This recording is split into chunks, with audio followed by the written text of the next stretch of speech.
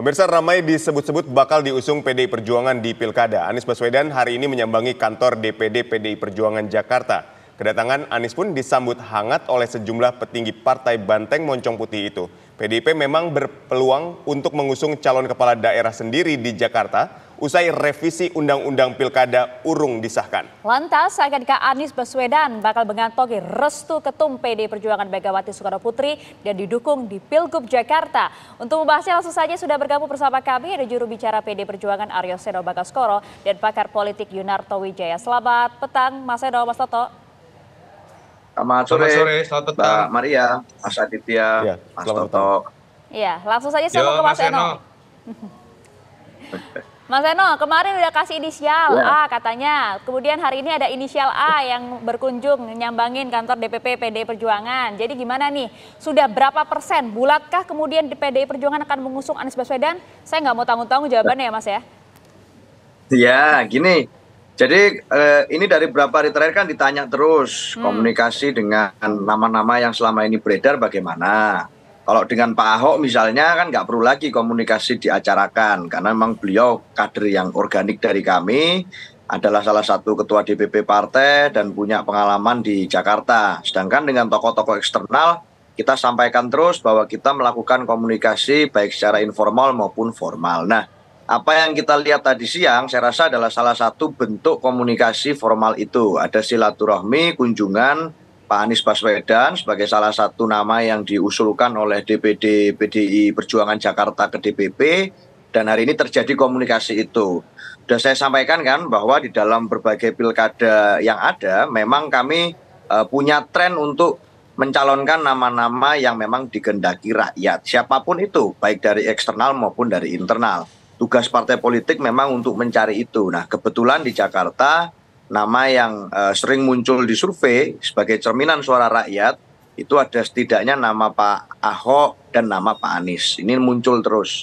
Sehingga tentu hari ini merupakan bagian dari silaturahmi, komunikasi politik, melihat kesamaan-kesamaan, mencocokkan pandangan, apakah ke depan tantangan Jakarta seperti apa saja, concern terhadap demokrasi seperti apa, concern terhadap perjuangan melawan nepotisme dan kolusi seperti apa. Nah, lalu semacam itu yang dibicarakan. Jadi ini semacam kunjungan silaturahmi karena sekali lagi keputusan pengambilan rekomendasi PDI Perjuangan diberikan pada siapa tetap adalah ranah DPP partai.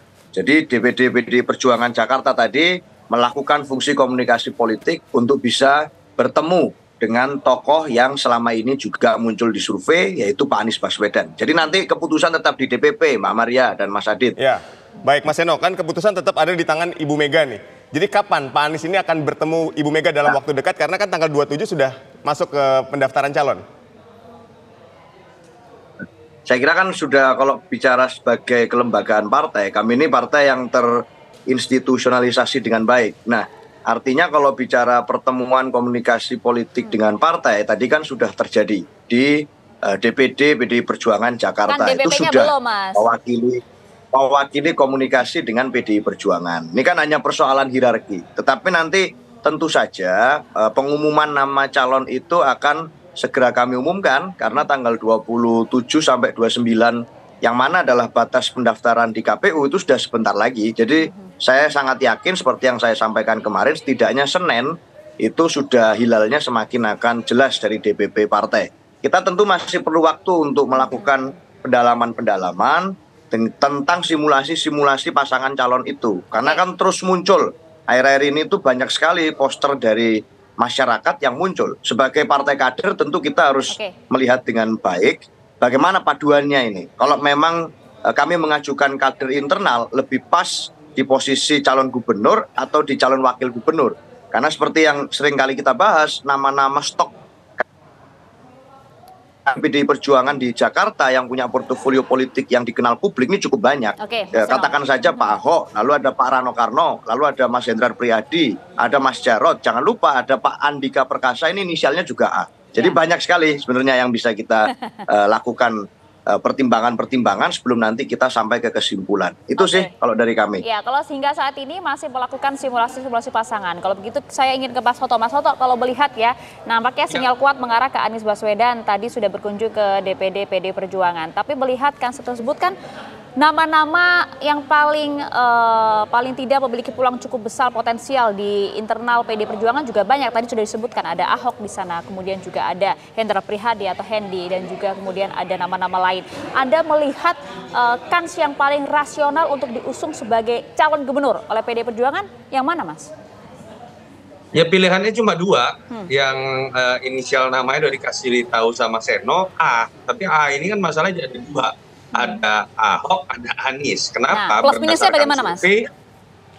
Kedua sosok tersebut sebetulnya secara elektoral, mau dilihat dari survei Indikator, Kompas, SMRC kemarin rilis, termasuk Carta Politika melakukan survei juga, itu dua-duanya di atas Ridwan Kamil yang sudah dimajukan oleh 12 partai.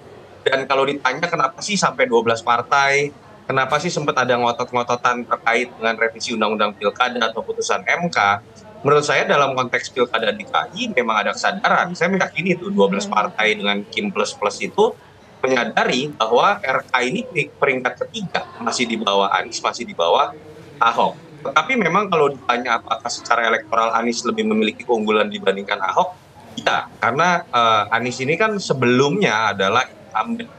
Anies juga kemarin baru melakukan pemanasan elektoral menjadi seorang capres, Bu.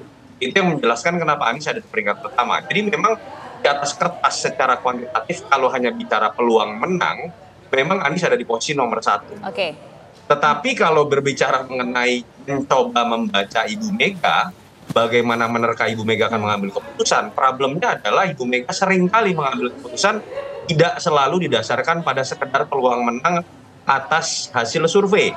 Kalau kita bicara mengenai 2012, orang semua menduga kalau hanya based on survei, Ibu Mega akan ikut mendukung saat itu Voke dengan Adang Ruhyatna yang akan jadi pasangan ya. Tapi kan kita tahu tiba-tiba yang dimajukan adalah Jokowi Ahok. Surveinya seingat saya pertama saat itu masih 6% saja. Ahoknya pun dengan keberadaannya sebagai minoritas dianggap bisa jadi bumerang.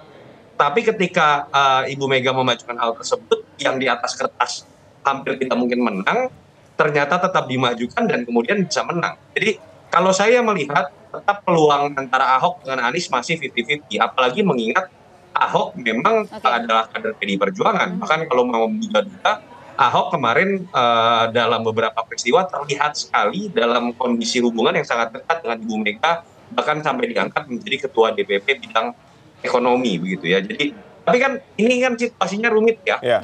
Contoh, misalnya ketika membaca statement-statementnya Muhammad Kodari yang kita tahu lah cenderung sangat dekat dengan Kim Plus, tiba-tiba ngedorong banget Ahok gitu.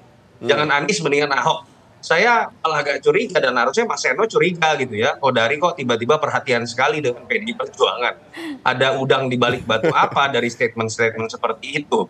Jadi ditambah lagi situasi politik nasional terakhir dengan munculnya gelombang besar penolakan terhadap revisi Undang-Undang Pilkada yang menurut saya itu tamparan keras selain buat Jokowi dan keluarga, tapi juga buat Kim Plus.